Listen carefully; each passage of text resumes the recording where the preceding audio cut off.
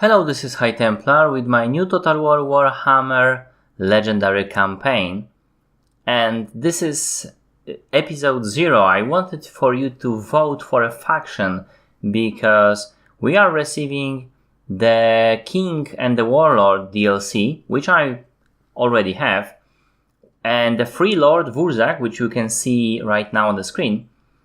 And this is basically something that have changed the game, and also we will receive the Regiments of the Renowned for the Dwarves and the Greenskins.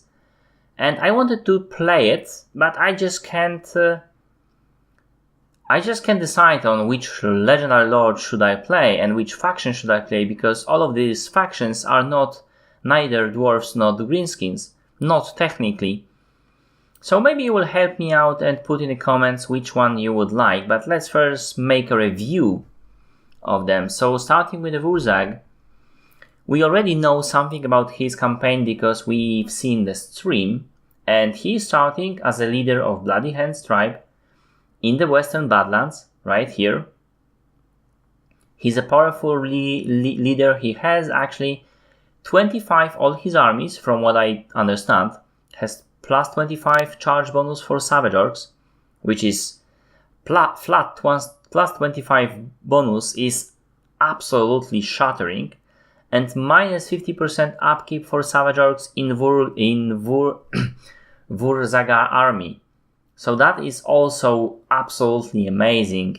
Minus 50%, that is pretty much, I would say if I would keep the Savage Orc Biguns there, and similar units, at least minus 1500. Then also enemy hero action success chance minus 50%, I believe for all the lords, would mean that nobody can assault your units, kill you and assassinate you, which is amazing also. So like I said, this guy starts here in the Ekrund, in the Western Badlands, focusing on Savage Orcs. This is how you start. And reviewing other skills that this guy has, he can unlock the Fury of the Prophet, imbuing his entire army with magical attacks. He has a special mount.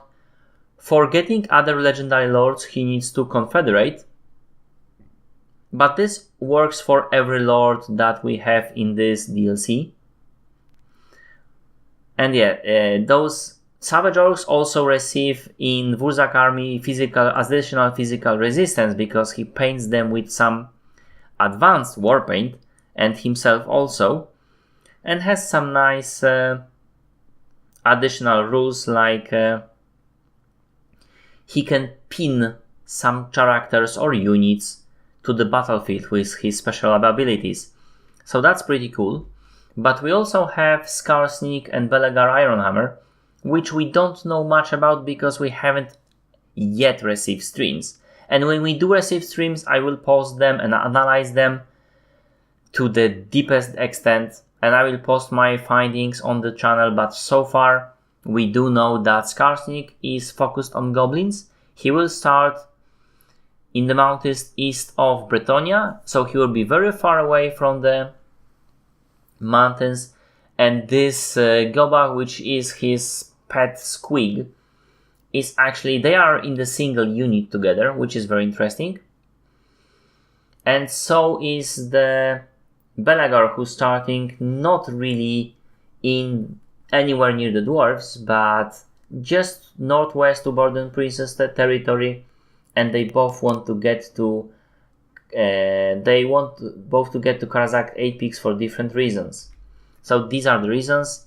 Firstly, the Belegar have increased upkeep for his armies before he gets to the 8 peaks. And he has access to the Runesmith, and he has access to all these ethereal units like heroes from the get-go, which is amazing.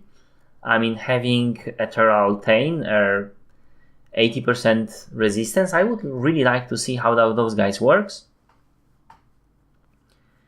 Yeah, that would be pretty interesting, but otherwise there will have very similar dwarf army composition because dwarf roster is very limited, plus the rangers, which I will be using extensively.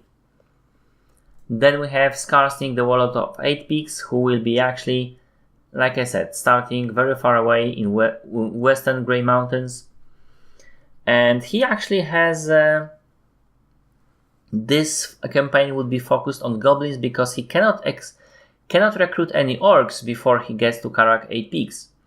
So this will be Squig and goblins focused army, and I can tell you right now, half of these armies will be Squigs because I like them and because they are so cool. And yeah, that's enough. I don't need more reasons.